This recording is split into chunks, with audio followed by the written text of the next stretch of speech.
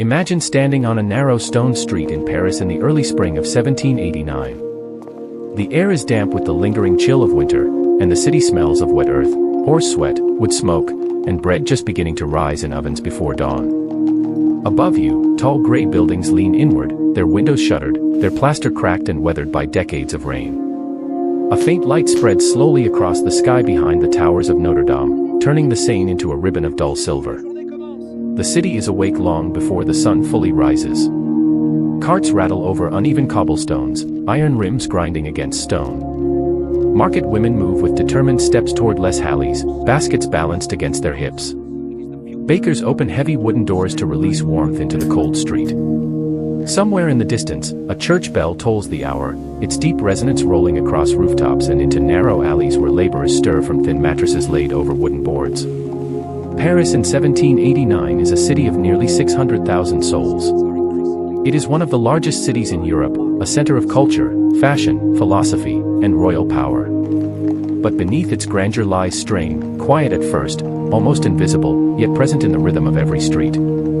At the heart of the city stands the monarchy's authority, embodied in King Louis XVI, whose palace at Versailles lies just beyond the urban sprawl. Though the king does not reside within these streets, his decisions weigh heavily upon them. Royal decrees shape the price of bread. Taxes imposed to pay for wars across oceans drain the livelihoods of artisans who will never see those distant battlefields. As morning spreads, Paris reveals its contrasts. Along the Seine, booksellers arrange pamphlets and forbidden texts under the arches of the bridges. The smell of ink and damp paper mixes with the scent of river water. Across the left bank, students hurry toward lecture halls, their coats worn thin at the elbows. Philosophical debates echo through cafes thick with tobacco smoke, conversations about liberty, reason, the rights of men. Not far away, in the Faubourg Saint-Antoine, carpenters and cabinet makers labor in workshops crowded with sawdust and splintered wood. Their hands are calloused, their backs bent from long hours. The sound of hammer against nail is constant, steady, almost mechanical. They work not for glory, but for survival. Bread is the measure of survival. In 1789, bread consumes nearly half the income of a working Parisian family. A poor harvest the previous year has driven prices upward. Lines form outside bakeries before sunrise. Mothers clutch coins tightly in gloved hands, calculating whether today's wages will stretch far enough. A sudden increase in price can mean hunger. Hunger breeds anxiety. Anxiety, when shared across hundreds of thousands, becomes something heavier. Inside cramped apartments, families live in single rooms. The walls are thin.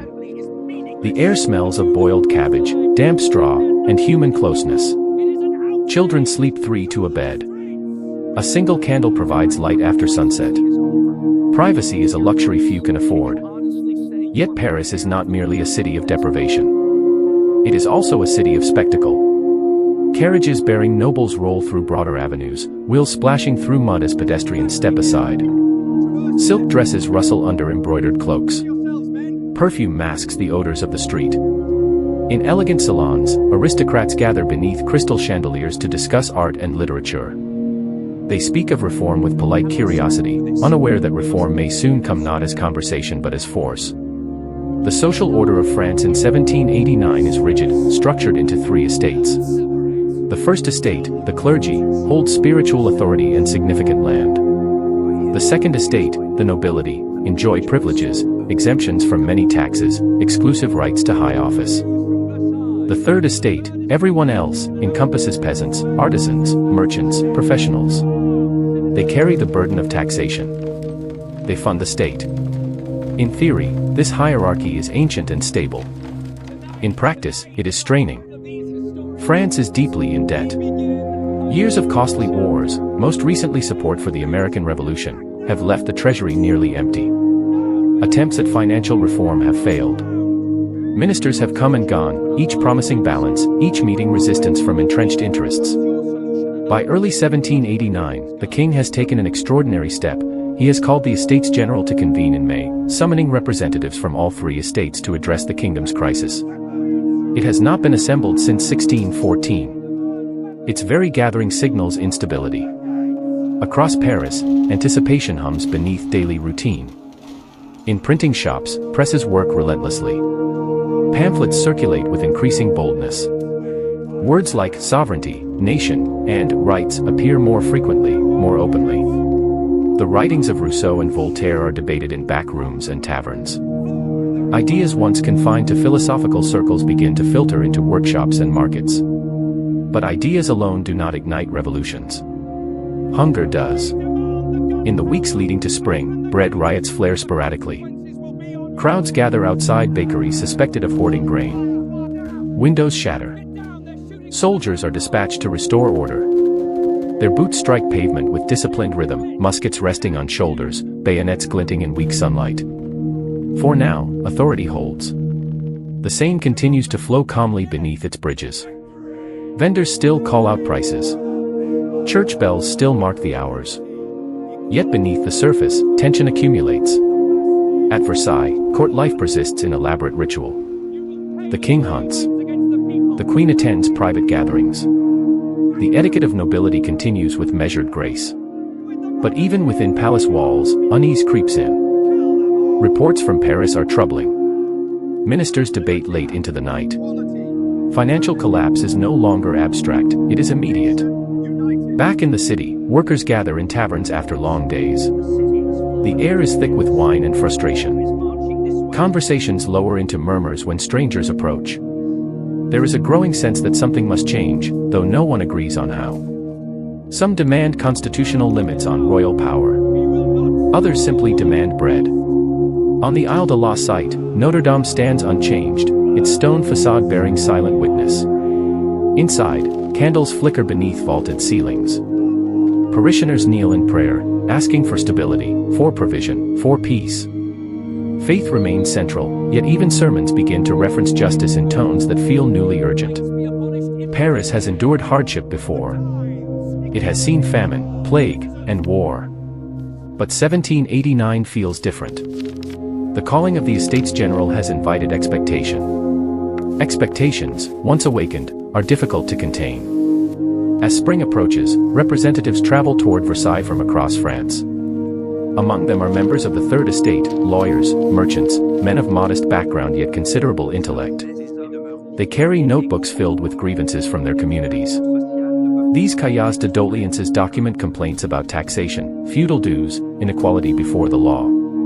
Their words are measured. Their tone, initially respectful. But beneath the language lies impatience. Within Paris, the royal guard maintains visible presence. Cannons are stationed strategically. The monarchy understands that order must be preserved.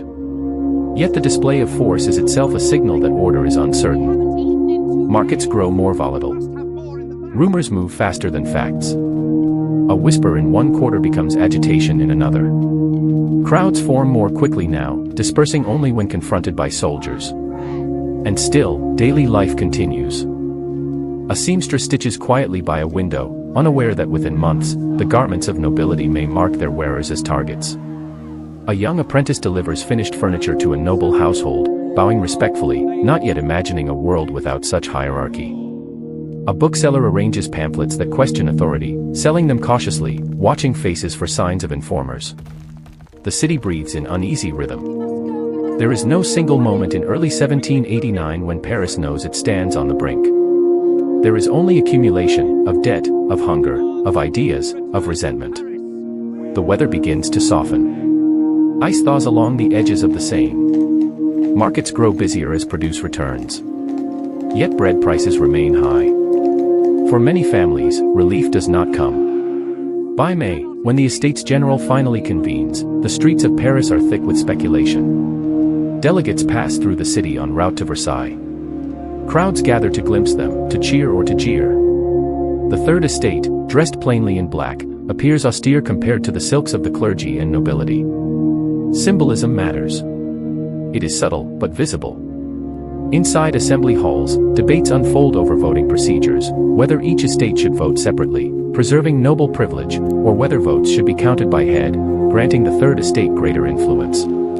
The dispute seems procedural. In reality, it is foundational. Authority itself is being questioned. Back in Paris, pamphlets multiply. The language grows sharper. Newspapers report on the stalemate. Public opinion begins to crystallize around the Third Estate's demands. The city's atmosphere thickens. Soldiers patrol more frequently. Conversations grow bolder. Tension moves like static through crowded streets. Paris stands suspended between order and upheaval, between deference and defiance. The monarchy still commands loyalty. The church still anchors faith. Nobility still inhabit their hotels' particulars behind tall gates. But the foundations are shifting. And beneath the sound of carts and bells and distant river water, there is something new, an undercurrent not yet named, not yet fully formed, but gathering strength. It is the sound of a people beginning to imagine a different future. The fall has not yet come. But Paris is no longer the same city it was only months before. Inside the hall at Versailles, the representatives of the Third Estate begin to realize that procedure will not favor them. Days stretch into weeks. Formalities delay substance. The nobility and clergy hesitate to relinquish centuries of privilege. Voices rise. Papers shuffle. Doors close. In Paris, the delay feels like insult. News travels unevenly but urgently. Couriers arrive with updates from Versailles, and by nightfall their words have been repeated in taverns, on street corners, along the riverbanks. The Third Estate, so many whisper, is being ignored. Bread remains scarce. In the Faubourg Saint-Antoine, workers gather before dawn outside bakeries. Tempers are shorter now. When loaves run out, anger lingers in the air long after doors are shut. A mother returns home empty-handed, her children waiting beside a cold hearth. Hunger does not roar at first. It erodes quietly, steadily, wearing down patience. The royal guard continues to patrol. Their presence is disciplined, their uniforms immaculate, muskets polished. Yet beneath their composure lies uncertainty. Many of these soldiers are young men from the same villages as the laborers they now face. They, too, have families burdened by rising prices. The city listens. By June, frustration at Versailles reaches a breaking point. Locked out of their usual meeting hall, the representatives of the Third Estate gather in an indoor tennis court. There, beneath a high ceiling and exposed beams, they swear not to disperse until France has a constitution. The tennis court oath reverberates far beyond Versailles. In Paris, the idea spreads like flame through dry timber. A constitution. Limits on royal authority. Representation. These are no longer abstract theories discussed in salons. They are becoming demands. Printing presses labor day and night. Pamphlets praising the courage of the Third Estate circulate openly. Crowds cluster around those who can read aloud. Words are repeated, memorized, passed along to those who cannot decipher the ink themselves. Authority feels less distant now, less absolute. Yet the king hesitates. Troops begin to concentrate around Paris and Versailles, Swiss mercenaries, regiments from loyal provinces. Their arrival is explained as precaution. But in the narrow streets of Paris, precaution feels like threat. The sound of marching boots echoes against stone walls. Cannons are positioned at key points. The city notes each movement. Rumors swell. It is said that the king plans to dissolve the assembly. It is said that leaders of the Third Estate may be arrested. It is said that force will restore obedience. Fear mixes with resolve. In early July, tension tightens further when Jacques Necker, the finance minister widely perceived as sympathetic to reform, is dismissed by the king. The news reaches Paris swiftly. Crowds gather in the Palais Royal gardens. Voices rise in outrage. Necker's dismissal is interpreted not as routine politics, but as declaration. On July 12, speakers climb onto café tables and stone benches, urging resistance. The air is thick with heat and human breath. Hats are raised. Some tear green leaves from trees to wear as symbols of unity. The Royal German cavalry attempts to disperse the crowd. Skirmishes erupt. Stones fly. Swords flash. For the first time, blood darkens the streets in open confrontation. Paris shifts. Barricades begin to appear in certain quarters. Carts are overturned. Shop shutters close earlier. The ordinary rhythm of commerce falters. Citizens arm themselves with whatever they can find, old muskets, tools, knives. The Hôtel des Invalides, housing military supplies, becomes a target. On July 14th, crowds storm it, seizing thousands of muskets. Yet powder and shot remain scarce. Attention turns toward the Bastille. The Bastille looms over the eastern edge of Paris, its stone towers thick and imposing. It is not merely a fortress, it is a symbol of royal authority, of arbitrary imprisonment, of power exercised without accountability. In truth, it holds only a handful of prisoners in July 1789. Its military significance is limited. But symbols carry weight beyond numbers. On the morning of July 14th, crowds gather before its gates. They demand gunpowder. Negotiations falter. Hours pass under the summer sun. Tension becomes chaos. Shots ring out, uncertain who fires first. Smoke fills the air. The crowd surges. From rooftops and windows, Parisians watch. The assault lasts for hours. Eventually, the governor of the Bastille capitulates. The fortress falls. Its gates are opened.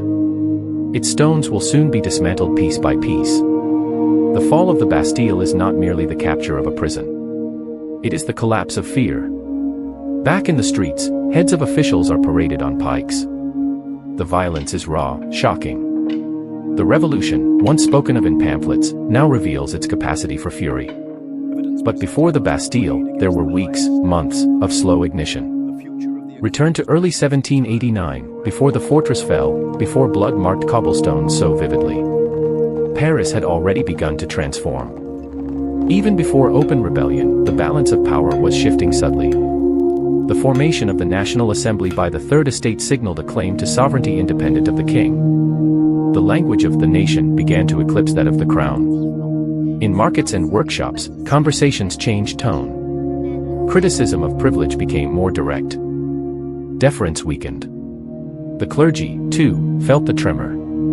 Parish priests, often closer to the common people than to high-ranking bishops, found themselves torn between loyalty to church hierarchy and sympathy for parishioners struggling to afford bread. Confessionals heard not only sins, but grievances. The nobility sensed the air growing unstable. Some fled to the countryside. Others retreated behind gates, convinced that the agitation would subside. Many underestimated the depth of resentment. The king remained at Versailles, a few miles from the capital, yet politically farther than ever. He was not a tyrant in temperament. He was cautious, hesitant, perhaps overwhelmed by forces larger than himself.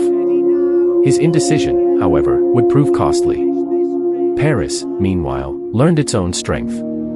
Crowds discovered that collective action could extract concessions. When bakers were pressured, prices shifted. When soldiers hesitated to fire, it signaled limits to repression. Power no longer felt untouchable. Yet even as July approached, many Parisians did not foresee the full scale of what was unfolding. They sought reform, fairness, relief. Few envisioned the execution of a king, the reign of terror, years of war across Europe. Revolution rarely announces its final form at the outset. It begins with smaller ruptures. A dismissed minister. A contested vote. A shortage of bread. And in those early months of 1789, Paris lived suspended between two worlds. The old regime still functioned. Taxes were collected. Courts operated. Nobles attended soirees. But legitimacy was thinning.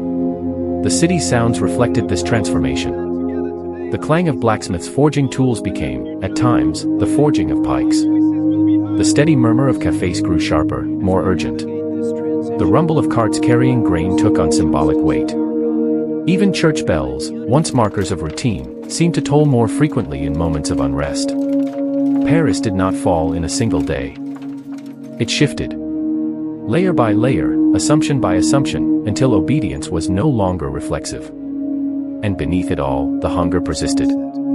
It was hunger, physical and political, that bound together artisan and lawyer, laborer and pamphleteer. Hunger for bread. Hunger for dignity. Hunger for representation. By the time the Bastille's stones began to crumble, the psychological revolution had already taken root. The city that had once accepted hierarchy as natural was beginning to question whether authority flowed upward from the people rather than downward from the throne. The transformation was irreversible. But in early 1789, before cannons fired at fortress walls, before heads were raised on pikes, Paris still resembled the old world. Carriages still rolled. Church services still filled pews. Noble estates still glittered beyond the city. The collapse was not yet visible in ruins. It was visible in the faces of men and women who had begun to believe that change was possible and necessary. The old order stood, but it no longer stood unquestioned.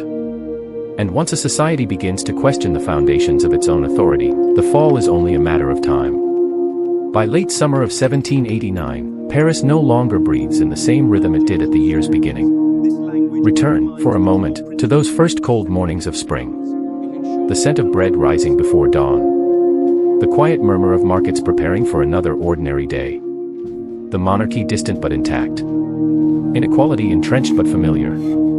Authority unquestioned in its structure, even if resented in its consequences.